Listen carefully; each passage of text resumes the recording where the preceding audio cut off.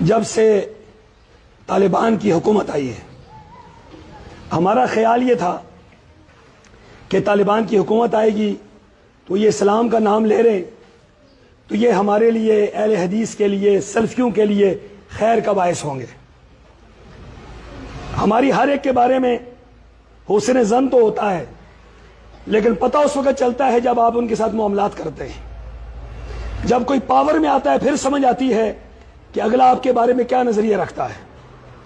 جب طالبان کی حکومت آئی سلفی علماء کا قتل شروع ہوا. 100 سے زیادہ جید سلفی علماء کرام کو قتل کر دیا گیا. انا للہ و انا الیہ راجعون. سینکڑوں ہماری مسجدیں ان کو تالے لگا دیے گئے. مساجد کو تالے لگائے, مساجد بند ہو گئی. مدارس ان کو بند کر دیا گیا. بڑے بڑے ہمارے شیوخ شیخ متوکل جیسے اور ان کے کئی رفقا بے دردی کے ساتھ شہید کر دیے گئے. انا للہ و انا الیہ راجعون. ہم نے ان کو اس طرح متوجہ کیا. مرکزی جمعیت اہل حدیث پاکستان نے وفد تشکیل دیا. ہم یہاں ان کے سفیر سے ملے, ہم یہاں ان کے مندوب سے ملے. میں نے جا کر ان کے بہت اہم ترین بندے سے ملاقات کی, ذاتی طور پر ملاقات کی, اور ان کو جا کر ہم نے کہا کہ آپ اہل حدیث کو کیوں مار رہے ہیں. انہوں نے بڑا گھنونا الزام اہل حدیثوں پہ لگایا. انہوں نے کہا اہل حدیث داعش ہے. اور بھائی داعش تو تکفیری لوگ ہیں, ہم تو تکفیری نہیں ہیں. اہل حدیث کی دعوت یہ صرف قرآن و سنت کی دعوت ہے, قرآن و حدیث کی دعوت ہے. افغانستان کے اندر اہل حدیث آج آزمائش کا شکار ہے, آج پریشانیوں کا شکار ہیں. دو صوبے ہر دور کے اندر اہل حدیث کے پاس رہے. حکومت اہل حدیثوں کے پاس رہی دو صوبوں کی, ایک صوبہ کنڑ اور ایک صوبہ نورستان. آج نہ نورستان ہمارے پاس ہے نہ کنڑ ہمارے پاس. طالبان نے سب کچھ چھین لیا ہے. بہرحال ہم اللہ تعالیٰ سے یہ دعا کرتے ہیں کہ انشاءاللہ العزیز وقت آئے گا کہ حق کو مٹانے سے کبھی حق نہیں مٹتا ہے. انشاءاللہ. یہ حق میں یہ لچک ہے. یاد رکھے حق نیچے ہوتا ہے, دبایا جاتا ہے, دبایا جاتا ہے, دبایا جاتا ہے, لیکن حق جب اٹھتا ہے تو ساری کی ساری قوت اوپر سے ختم ہو جاتی ہے. انشاءاللہ. انشاءاللہ وقت آئے گا جب وہاں پر اہل حدیث حضرات انشاءاللہ دین کا کام کریں گے, قرآن و سنت کا کام کریں گے. تقریباً 2 بجے کے بعد 3 گھنٹے تھے, 3 بج رہے تھے, اس وقت JCP 2 آ کر یہ مسجدوں کو JCP کے ذریعے سے منہدم کر دیا گیا, توڑ دیا گیا. اللہ اکبر. افسوس کی بات یہ ہے کہ یہ کام اگر سے غیر مسلم افراد کرتے تو ساری ہندوستان میں آواز اٹھ جاتی تھی. ہم لوگ وہاں پر آواز اٹھا کر ان کے خلاف لڑنے کے لیے تیار ہو جاتے تھے, اور کتنے ایسے گردنیں کٹنے کے لیے تیار ہو جاتے تھے. آج افسوس کی بات یہ ہے یہ کام اپنے ہی بھائی, ہمارے تبلیغی جماعت کے بھائی جو آ کر شان کرتے ہیں کہ ہندوستان میں ہم لوگ دعوت کا کام کرتے ہیں, تبلیغی کام کرتے ہیں. میں ان کو ایک پیغام دیتا ہوں کہ آ کر کیا تبلیغی کام یہی ہے کہ اللہ کے گھروں کو ڈھانا, اللہ کے گھروں کو منہدم کرنا, اللہ کے گھروں کو ہم آباد کرنے کے لیے آئے ہیں, اللہ کے گھروں میں رب کی کبریائی بیان کرنے کے لیے آئے ہیں.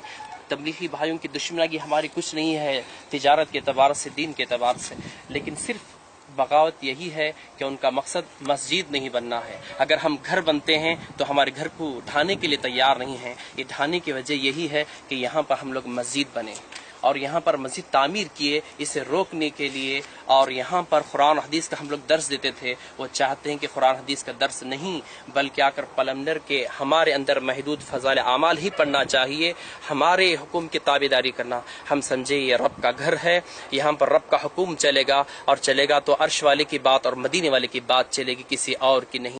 السلام علیکم ورحمۃ اللہ وبرکاتہ. جیسے کہ آپ سب دیکھ سکتے ہیں میرے بھائی لوگ, یہ کورنگی 1.5 نمبر گودرا پہ دیوبندیوں نے مسجد میں عصر کی نماز کے بعد گھس کے اور یہاں پہ بہت زیادہ شدت سے اپنی بغیرتی دکھائی ہے.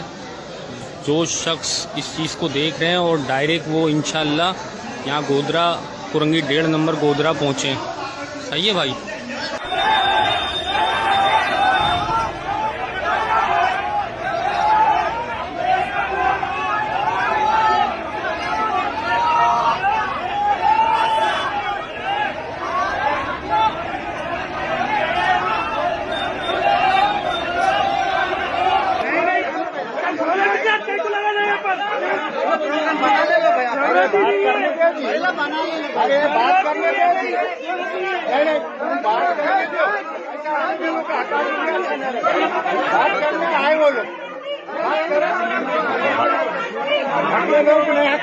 یاد رکھو صبر کرو بولتا ہے کیا صبر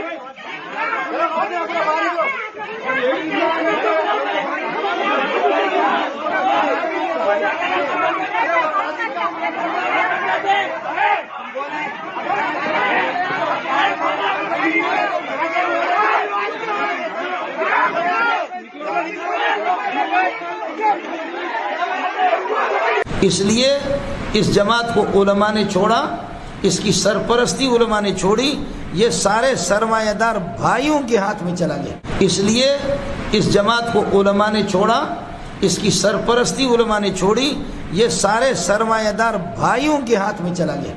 اور بھائی پھر علماء کی حیثیت ٹیشو پیپر کی ہو گئی۔ اب علماء سے جتنے نفرت ہے اور اس عالم سے نفرت نہیں ہے جو چلہ لگائے، سال لگائے، پھر تو ٹھیک ہے، ورنہ شیخ الحدیث شیخ التفسیر کی کوئی حیثیت نہیں ان کی نگاہوں میں۔ یہ اللہ کا کلام میرے سامنے رکھا ہوا ہے۔